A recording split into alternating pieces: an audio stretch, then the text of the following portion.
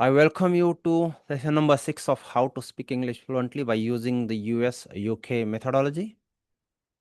कल हमने देखा every child goes through 7 stages of language acquisition, यानी कि हर एक चाइल्ड को जिनको अंग्रेजी में बात करना है उसको 7 स्टेजेस में से गुजरना पड़ता है. To speak fluent English, we must master stage 4 and 5 of language acquisition. इसका मतलब हमने अंग्रेजी में बात करते टाइम ये जो स्टेज 4 और स्टेज 5 है इसको स्किप किया है. So in order to speak fluent English हमको क्या करना पड़ेगा? We need to master the stage 4 and stage 5. So today हम देखने वाले हैं introduction to how to deal with hesitation. इसमें हम एक स्पीच प्रोडक्शन फीचर देखेंगे. Okay, I repeat. इसमें हम एक स्पीच प्रोडक्शन फीचर देखेंगे, वो आपको कैसे हेल्प करता है आपका आपको हेजिटेशन डील करने में. So we are going to see a speech producing feature. वो आपको मदद करेगा आपका स्पीच में जो हेजिटेशन आता है उसको डील करने में. Then we will see the importance of pauses in speech, problems causing hesitation, 6 methods to deal with hesitation, and lastly tip of the session. Okay, so outcome of this session is how to deal with hesitation. इसका मतलब ये जो session है जिसमें हम देखने वाले हैं how to deal with hesitation. Guys, आपको आवाज आ रहा है? It's showing my internet is unstable. Just a moment. Sir आवाज ब्रेक हो रही है। सो इस सेशन के बाद आपको पता चलेगा and you will be able to avoid the speech flow from breaking up. Okay, आपको ये पता चलेगा कि आपका जो स्पीच है जो ब्रेक होता है उसको हम कैसे अवॉइड कर सकते हैं. You will also come to know how to maintain regular flow of speech. यानी कि जब बात करते हैं तो जो हेजिटेशन आता है उसको मैनेज करके आपका जो स्पीच है उसका रेगुलर फ्लो कैसे मेंटेन करना है ये आपको यहाँ पे समझ में आएगा इस सेशन में. So the first will see the importance of pauses. यहाँ पे कुछ टेक्स्ट दिया है. ओके, अभी ये टेक्स्ट मैं नरेट करता हूँ.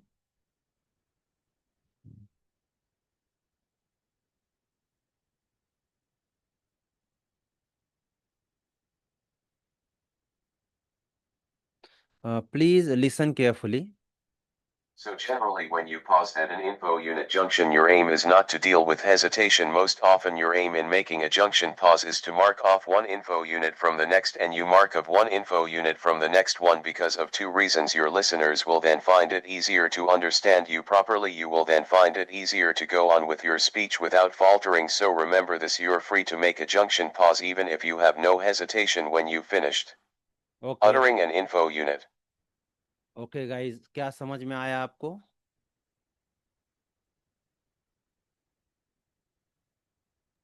Sir it's too fast. Okay, चलो ये देखते हैं अभी. सेकंड टाइम ट्राई करते हैं. So generally, when you pause at an info unit junction, your aim is not to deal with hesitation. Most often, your aim, in making a junction pause, is to mark off one info unit from the next. And you mark of one info unit from the next one, because of two reasons. Your listeners will then find it easier to understand you properly. You will then find it easier to go on with your speech without faltering. So, remember this: you're free to make a junction pause, even if you have no hesitation when you've finished uttering an info unit. Okay guys, अभी मुझे difference बताओ दोनों narration में. पहला narration और ये second one, दोनों के जो स्पीच अटरिंग में आपको क्या डिफरेंस फील हुआ? सब clear and understandable. Second one, right? Yes sir, second one. Okay. यहाँ पे अगर आप देखोगे मैं दोनों स्पीच दिखाता हूँ आपको. रिटर्न स्पीच जो है यहाँ पे, इसको देखो, अच्छे से देख लिया.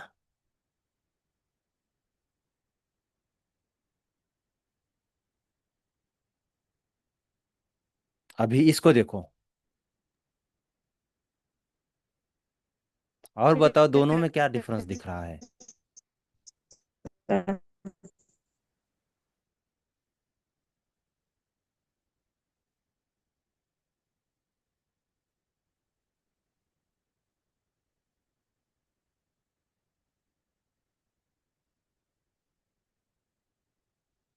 नंबर 1 का फिर से दिखाओ।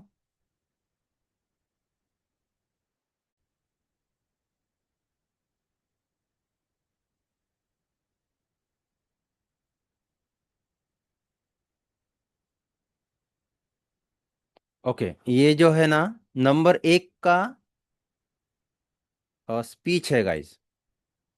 इसको अच्छे से देख लो। ये देखने के बाद मुझे बताओ आपने देख लिया, फिर हम आगे देखेंगे आगे का स्पीच। दोनों स्पीच यानी कि रिटर्न स्पीच है, ये आपको दोनों देखना है और दोनों में क्या डिफरेंस है वो बताना है।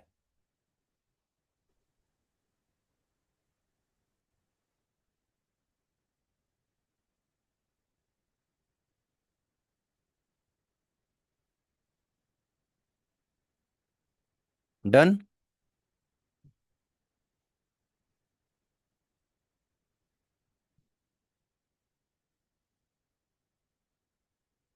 यस।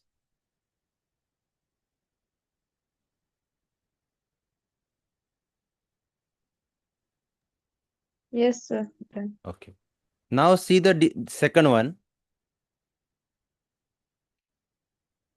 क्लोजली ऑब्जर्व करो इसको।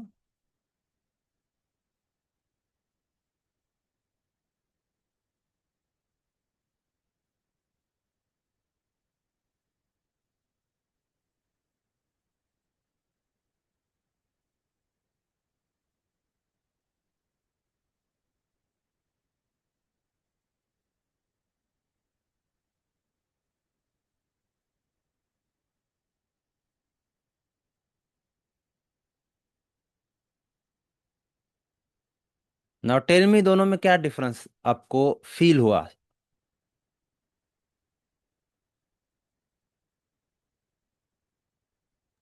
Sir, in making a junction pause, I think. Okay, अगर आप देखोगे ये जो फर्स्ट स्पीच है, इसमें किधर भी पॉज लेने के लिए जगह नहीं रखी है। डायरेक्टली फुल स्टॉप है लास्ट में, बीच में किधर भी फुल स्टॉप कॉमा हाइफन कुछ भी नहीं है। Yes, sir. Right. Second one में आपको हर यानी कि जहाँ पे ज़रूर है वहाँ पे कॉमा, फुल स्टॉप, हाइफन दिखाई देगा।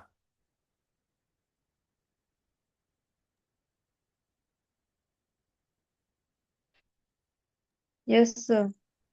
ओके, सो इसलिए जो पहला स्पीच जब स्पीकर उसको प्रोनाउंस कर रहा था तो पॉज ना होने के कारण समझने में दिक्कत आ रही थी। और सेकंड ये जो स्पीच है, जब स्पीकर प्रोनाउंस कर रहा था तो पॉजेस होने के कारण, क्योंकि जहाँ पे कॉमा है, फुल स्टॉप है, वहाँ पे स्पीकर पॉज ले रहा था, इसलिए थोड़ा समझने में आसानी हो रही थी। Let's check one more time. The first one.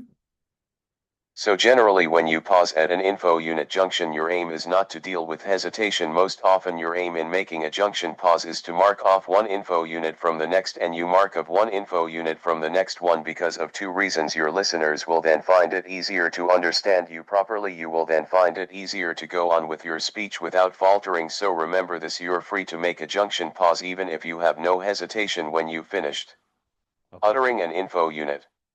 अभी सेकंड स्पीच देखते हैं, वही स्पीकर इसको प्रोनाउंस कैसे करता है। स्पीक स्पीच सेम है, सिर्फ So generally, यहाँ पे आपको दिखाई देगा कॉमा है, फुल स्टॉप है, हाइफन है। Okay, here we go. So generally, when you pause at an info unit junction, your aim is not to deal with hesitation. Most often, your aim, in making a junction pause, is to mark off one info unit from the next. And you mark of one info unit from the next one, because of two reasons. Your listeners will then find it easier to understand you properly. You will then find it easier to go on with your speech without faltering. So, remember this, you're free to make a junction pause, even if you have no hesitation when you've finished uttering an info unit. Okay, तो आपको difference समझ में आ गया। First text में या speech में pause बिल्कुल नहीं लिया गया था। सेकंड जो स्पीच था वहां पे पॉजेस लिए गए थे, जहां जहां जरूरी है वहां वहां। Just a moment guys. Okay, तो पहले स्पीच में पॉजेस ना होने के कारण समझने में दिक्कत आ रही थी। सेकंड स्पीच में पॉजेस होने के कारण समझने में आसानी हो रही थी। Is this true? Yes, sir, it's true. Okay, so thanks for the response season. So here is something about the pauses. Speech pauses are as important as words themselves, यानी कि जितने वर्ड्स इंपॉर्टेंट होते हैं speech को समझने के लिए, उतने ही स्पीच में पॉजेस इंपॉर्टेंट होते हैं उसको समझने के लिए। So they help, they means speech help, sorry speech pauses, speech pauses help to divide speech into manageable size of chunk, यानी कि हमारा जो स्पीच है उसको डिवाइड करने के लिए स्पीच पॉजेस हेल्प करते हैं। And what's more, they help you to deal with hesitation, तो वो आपको हेजिटेशन डील करने में भी मदद करते हैं। कैसे हम आगे देखने वाले हैं। Now here are types of pauses, one is a junction pause and another one is a hesitation pause. Now junction pause हम कब लेते हैं? It is made at the junction between two sentence, दो सेंटेंस के बीच में। Okay हम junction pause लेते हैं। ओके, टू सेंटेंस के बीच में, इसका मतलब एक सेंटेंस खत्म होने के बाद junction pause is made at the end of the sentence, which is very obvious right. एक सेंटेंस के बाद फुल स्टॉप रहता है तो वहां पे हम पॉज लेते हैं। Now why the person takes junction pause, हम पॉज क्यों लेते हैं? Number one, to mark the end of one sentence and the beginning of the next. अगर हम बात करेंगे विदाउट पॉज तो सामने वाले को समझ में नहीं आएगा कि ये एक सेंटेंस था, यहाँ पे खत्म हुआ, अभी दूसरा सेंटेंस स्टार्ट होने वाला है। तो वहाँ पे वो फिगर आउट नहीं कर पाएगा, अंडरस्टैंड नहीं कर पाएगा। That's why to mark the end of one sentence and the beginning of next one we take a pause. And very important thing second one, to take a breath. Okay, ये क्यों जरूरी है? Because speech is the stream of modified air. फिर से repeat करता हूं, speech is the stream of modified air. इसका मतलब क्या? Speech is nothing but the modify की हुई एयर रहती है। तो जब हम बात करना स्टार्ट करते हैं तो लंग्स में से एयर ऊपर आ जाती है। It travels through our larynx and pharynx situated over here along the vocal cord. तो यहाँ पे वो मॉडिफाई हो जाती है, फिर वो ऊपर आती है, तो ऊपर माउथ ऑर्गन्स होते हैं।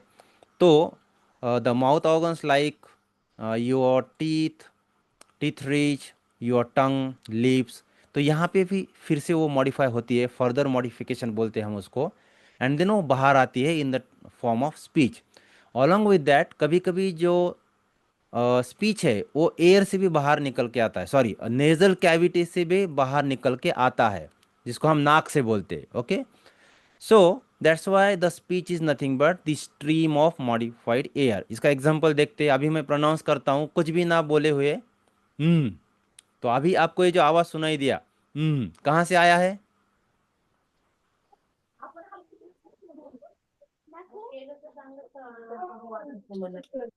मग त्याच्यामुळेच मी म्हणलं परत नाही घेणार मी आता. हम्म. मयुरीचं केली का?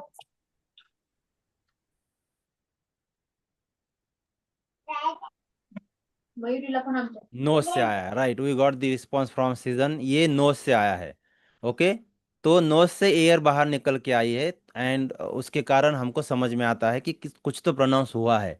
सो इससे पता चलता है the speech is nothing but the stream of modified air. तो हमको फिर ये जो लंग्स में जो हवा ऊपर आती है तो वो खत्म हो जाती है बीच बीच में। लंग्स को फिर से भरना पड़ता है हमको एयर से, और इसके लिए बीच बीच में हमको ब्रीथ करना पड़ता है। Okay, so to take a breath we need to take a pause. Okay, and that pause is called junction pause. The third one, to give a moment or two to the listener to digest the information contained in sentences that the speaker has just uttered. अभी जब continuously अगर speaker बात करेगा without pause तो audience को हो सकता है समझ में ना आए। जैसे कि हमने अभी एग्जांपल दिया, देखा, जहाँ पे स्पीकर पॉज ही नहीं ले रहा था, इसलिए हमको समझने में दिक्कत आ रही थी। ओके, तो पॉज लेने से क्या होता है, लिसनर को वो जो कंटेंट है समझने में थोड़ी आसानी हो जाती है। So did you see the importance of junction pauses? Yes, no? Yes, sir. Okay, Yes, sir. Now second pause is a hesitation pause. Okay, now ये जो हेजिटेशन पॉज है, ये नेगेटिव इसका नेम लगता है, बट देन इसके जो benefits है वो सारे पॉजिटिव है। Okay, see, now we take a hesitation pause when we face hesitation. जब भी हमको बात करते टाइम कुछ वर्ड याद नहीं आता है, स्ट्रक्चर हमारा गलत हो जाता है, उसको हम ठीक करने की कोशिश करते हैं, या फिर कुछ एनी रीज़न से अगर हम अनसर्टन होते हैं बात करते टाइम, कुछ भी रीज़न हो, हम हेजिटेशन फेस करते हैं, एंड इसके कारण हमको पॉज लेना पड़ता है, उसको हम बोलते हैं junction, sorry, hesitation pause. So it can be taken anywhere, like at the start of a sentence, middle of a sentence, or at the end of the sentence. क्यों हमको किधर भी ये लेना पड़ता है? यस,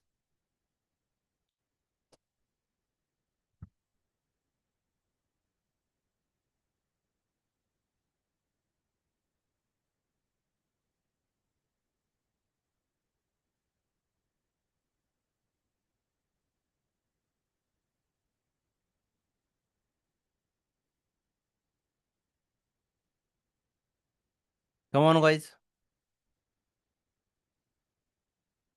हेजिटेशन पॉज हमको किधर भी, ऐसे कि start of the sentence, middle of the sentence, eight the end of the sentence, क्यों लेना पड़ता है? बिकॉज वी डोंट नो कब हमको हेजिटेशन फेस करना पड़े, है ना? हम बता सकते हैं क्या at the end of the sentence ही हमको ये प्रॉब्लम आने वाला है? ऐसा कुछ बोल सकते हैं हम confirm? No, sir. Right. No. So, No. so hesitation pause need to be taken at any point. We don't know. So it can be taken anywhere.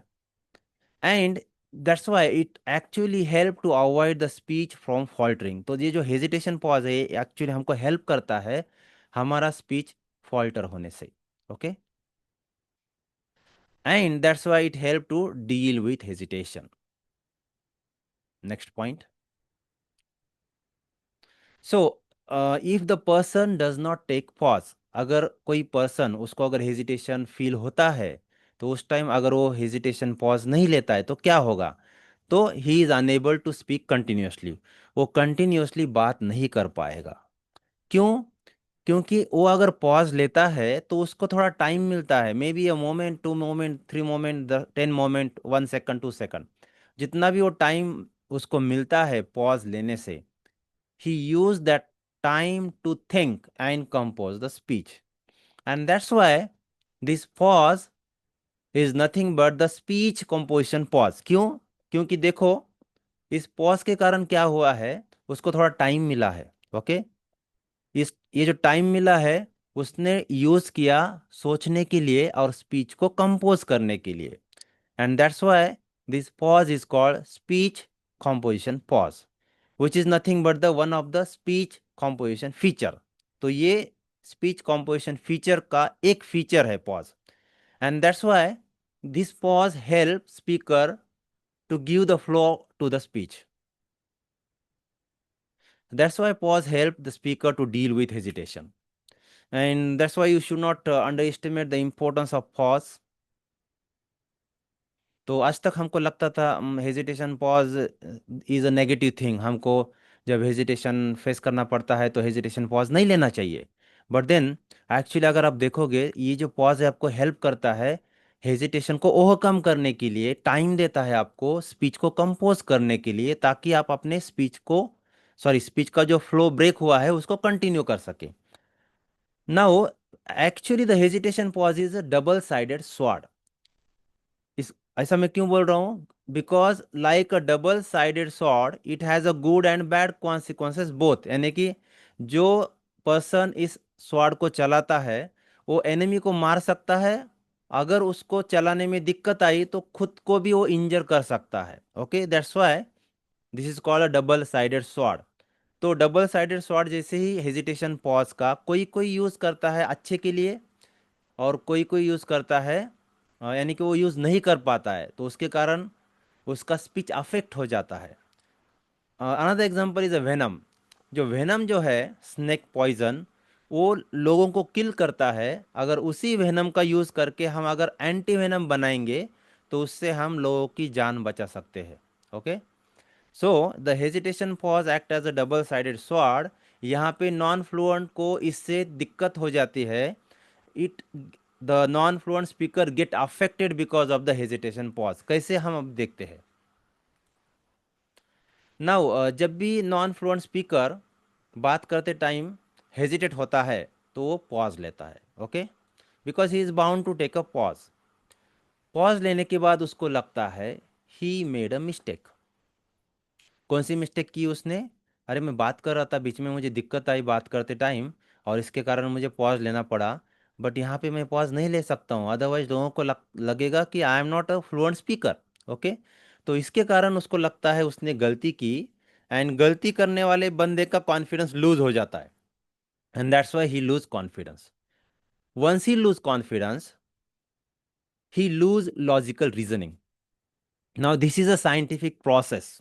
Okay, and you know, अगर हमको बात करना है तो हमको स्पीच को compose करना पड़ता है, और कंपोज करने के लिए हमको सोचना पड़ता है, सोचने के लिए हमको लॉजिकल रीजनिंग यूज़ करनी पड़ती है। बट यहाँ पे तो इस स्पीकर ने लॉजिकल रीजनिंग खो दी, because he lost the confidence, and because of this he lose hold on speech composition process. इसके कारण उसका जो स्पीच कॉम्पोजिशन प्रोसेस के ऊपर का जो होल्ड है वो चला जाता है, and the result of this he falter and speech come to an end. Now tell me guys, ये हमारे साथ होता है, नॉन फ्लुएंट स्पीकर के साथ होता है ये, Yes, sir, of course. Right? Now contrary to this, अगर हम फ्लुएंट स्पीकर की बात करें तो उसको भी हेजिटेशन फेस करना पड़ता है। हमने फर्स्ट एंड सेकंड सेशन में देखा कैसे यूएस यूके पीपल, उनको भी हेजिटेशन फेस करना पड़ता है, बट देन उसके कारण उनका स्पीच स्टॉप नहीं होता है। क्यों? देखिए, नाउ जब फ्लुएंट स्पीकर को हेजिटेशन फेस करना पड़ता है वो भी पॉज लेता है। Okay, because it's bound to happen. तो पॉज लेने से उसको कुछ फ्यू मोमेंट्स मिल जाते हैं। ओके, तो स्पीकर ये सोचने लगता है, anyway I face the hesitation, now I took a pause. तो ये जो पॉज लिया है इसके कारण मुझे कुछ मोमेंट जो मिले हैं उसका यूज़ मैं कम स्पीच को कंपोज करने के लिए करता हूँ। ओके, थोड़ा सोचता हूँ। ओके, एंड स्पीच को कंपोज करने, जो मेरा स्पीच ब्रेक हुआ है उसको कंपोज करने के लिए मैं इस पॉज का यूज़ करता हूँ, and that's why this pause act as a speech composition feature for this fluent speaker. Okay, and this feature, what feature? The pause feature help the speaker to continue the flow of speech and avoid the speech from faltering. तो हम ये बोल सकते हैं actually, अगर हम hesitation pause लेते हैं और उसका अच्छे से यूज़ करते हैं, so this pause will help you to avoid the speech from faltering, and this is how you can take a use of pause to deal with hesitation. I am audible guys? अच्छे से आवाज़ आ रहा है आपको मेरा? Yes, sir. Okay, good. So did you see the difference between the two mindset, a non-fluent speaker mindset and the fluent speaker mindset? कैसे non-fluent speaker pause लेने से अफेक्ट हो जाते हैं, एंड कैसे फ्लुएंट स्पीकर हेजिटेशन पॉज लेने के बाद भी उससे बेनिफिट लेके स्पीच को कंटिन्यू करते हैं। Yes, no? Yes, sir. So thank you सीजन फॉर द रिस्पॉन्स। तो गाइज आप मुझे बताओ, which mindset you will adopt then?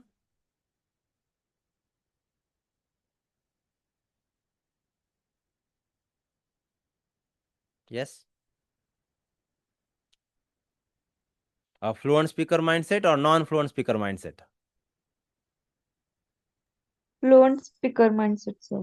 That's correct. Okay, तो मैंने आपको सेकंड सेशन में बताया था, in order to manage hesitation you need to adopt a native speaker, that is a fluent speaker mindset. Okay, so there are so many things, so many the tools and technique which will change your mindset like a fluent speaker. Okay, let's go ahead.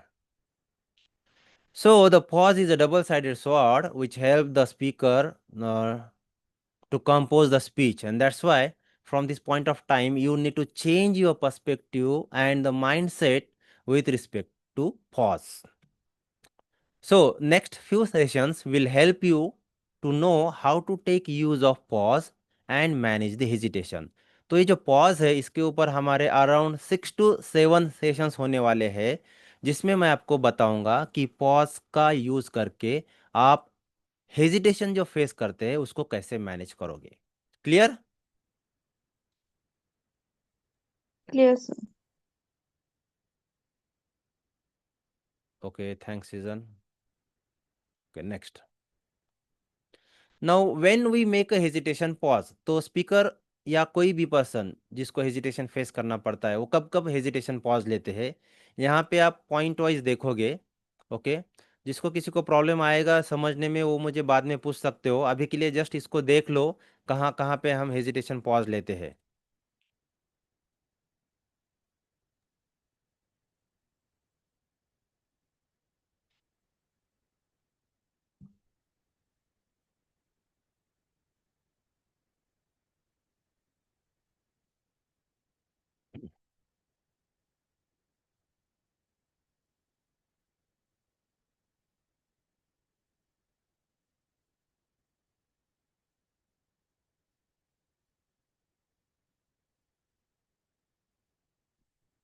Gone through it?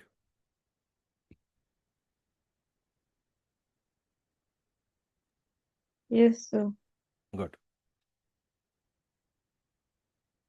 So also go through it. These are the point where the person bound to take hesitation pause.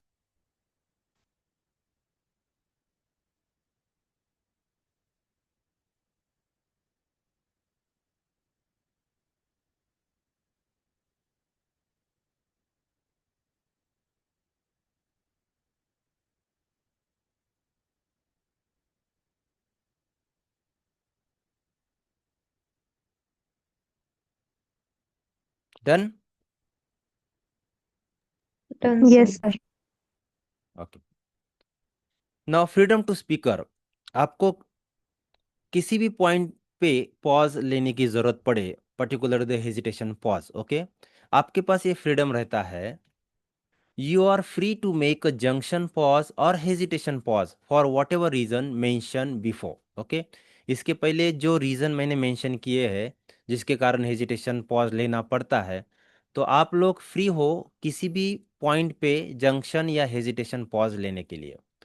Now ये मैं क्यों बोल रहा हूँ, क्योंकि हमको return English methodology से पता चला है कि हम सिर्फ pause eight the end of sentence ले सकते हैं. ओके, तो हमारा माइंड ऐसे कंडीशन हुआ है कि आपको अगर बात करना है, बात करते टाइम पॉज लेना है, तो आप सिर्फ at the end of sentence ही ले सकते हो, बीच में किधर भी पॉज नहीं ले सकते हो.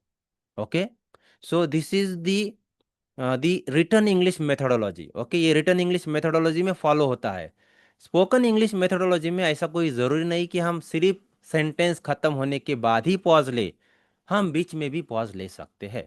ओके, ये प्रूव करने के लिए मैंने आपको एक वीडियो दिखाया था बिल गेट्स का. ओके, तो आपने वो ऑब्जर्व किया नहीं रहेगा, तो फिर से हम उसको चलाते हैं. Now please observe carefully how the speaker takes pause anywhere as per his communicative inconvenience. Here we go.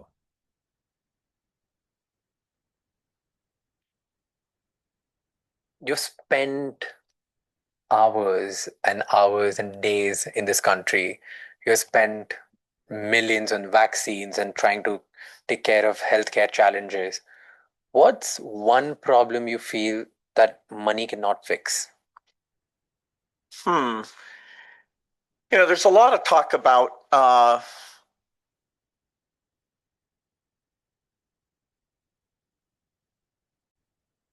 city, and when I saw the prime minister, he was talking about various yoga type things that people would adopt those, but it's been hard. Not many countries have gotten the behavior change. Yeah. Maybe India can pioneer some approaches there, but frankly, and I'll sound like a technologist, the most promising thing is actually, a class of drugs called these GLP-1 drugs that, are going to go off. Okay guys, observe किया आपने?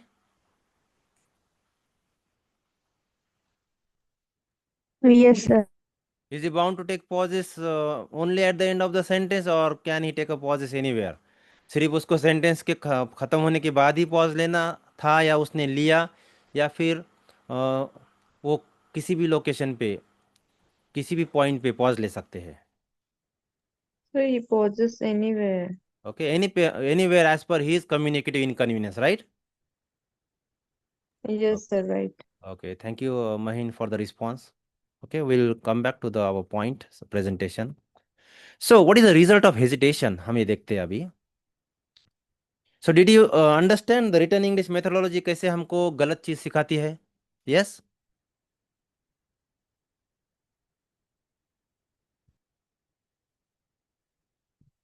So that's why we should not use the written English methodology to produce the spoken English. Let's move ahead. The result of hesitation. Okay, thanks Mahin for the response. So what is the result of hesitation? देखो, जब भी speaker hesitate होता है, speaker becomes uncertain what to say or how to continue. Okay, तो उसको समझ में नहीं आता है कि क्या बात करना है, कंटिन्यू कैसे करना है, and automatically pauses in doubt. इसके कारण वो ऑटोमेटिकली डाउट में पॉज ले लेता है. Okay, and this is the process that bound to happen. Now the result is the flow of speech gets block. तो इसके कारण क्या होता है, पॉज लेने के कारण वहां पे उसका जो स्पीच का फ्लो है वो ब्लॉक हो जाता है. Now the ultimate result of hesitation depends on speaker. तो इस हेजिटेशन का रिजल्ट क्या है, वो स्पीकर के ऊपर डिपेंड करता है.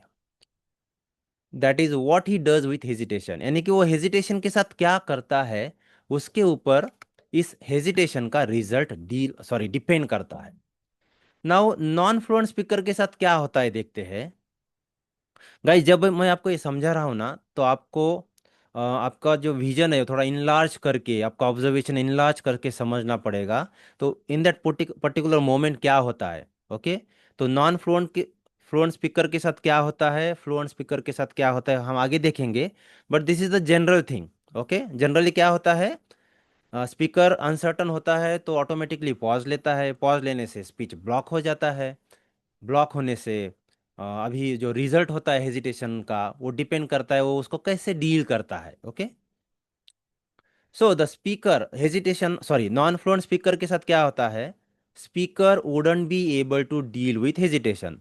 स्पीकर हेजिटेशन को डील नहीं कर पाता है. Okay, and that's why he unable to make the flow of speech continue. उसके कारण वो जो फ्लो ऑफ स्पीच ब्लॉक हो गया है उसको वो कंटिन्यू नहीं कर पाता है. And the flow of speech breaks up and speaker fault ever forever.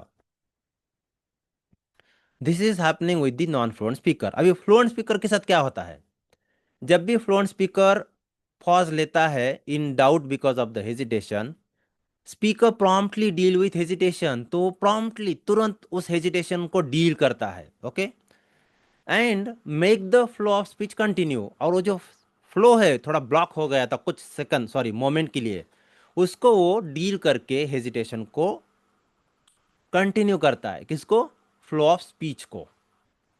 And that's Y hesitation only last for a moment और फ्यू. कुछ मोमेंट के लिए वो हेजिटेशन रहता है, उसके बाद उसका स्पीच कंटिन्यू हो जाता है. अभी आपने देखा बिल गेट्स, उनका स्पीच देखा आपने, कैसे वो बीच बीच में रुक रहे थे, सोच रहे थे, फिर स्पीच को कंपोज कर रहे थे, फिर उसको कंटिन्यू कर रहे थे. देखा गाइज आपने? Yes, no, did you witness it? Yes, sir. Okay, because he is very good at managing the hesitation, इसके लिए वो कंटिन्यू कर पा रहे थे.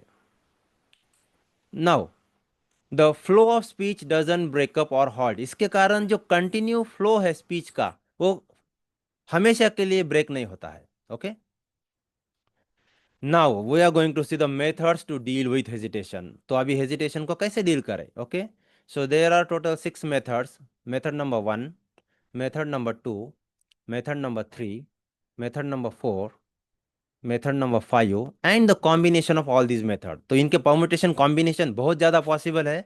तो ये सारे परमुटेशन कॉम्बिनेशन करने के बाद you will get the multiple methods to deal with hesitation. Okay, okay guys, this is now we'll take a break, and after break I'll share you the important information. Okay, let's take a break for 10 minutes. Okay, sir.